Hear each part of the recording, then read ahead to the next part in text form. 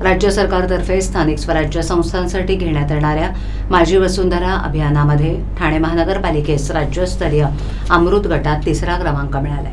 या क्रमांकासाठी असलेले 6 कोटी रुपयांचे पारितोषिक ठाणे महानगरपालिकेला जाहीर झाले।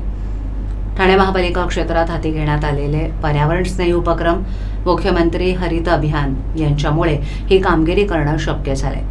या ठाणेकर नागरिकांचाही सहभाग महत्त्वाचा आहे, त्यामुळे हे यश त्यांचंच आहे असं प्रतिपादन पालिका आयुक्त सौरभ राव यांनी केले। या पारितोषिकाच्या रकमेचा उपयोग पर्यावरणपूरक कामं करण्यासाठी केला जाईल असंही राव यांनी स्पष्ट केलं। राज्य सरकारच्या पर्यावरण वातावरणीय बदल विभागातर्फे पृथ्वी, वायू, जल, अग्नी आणि आकाश या निसर्गाशी संबंधित पंचतत्वांवर आधारित माझी वसुंधरा अभियान हे राज्यातील स्थानिक स्वराज्य संस्थांमध्ये राबवण्यात येतं। माझी वसुंधरा अभियान 4 हे राज्यातील स्थानिक स्वराज्य संस्थांमध्ये दिनांक 1 एप्रिल 2023 ते दिनांक 31 मार्च 2024 या कालावधीत राबवण्यात आलं।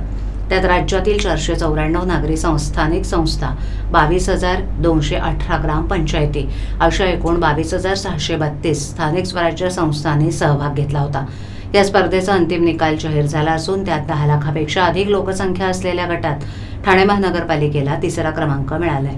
पहिला क्रमांक पिंपरी चिंचवड तर 2रा क्रमांक नवी मुंबई महानगरपालिकेला मिळाला आहे।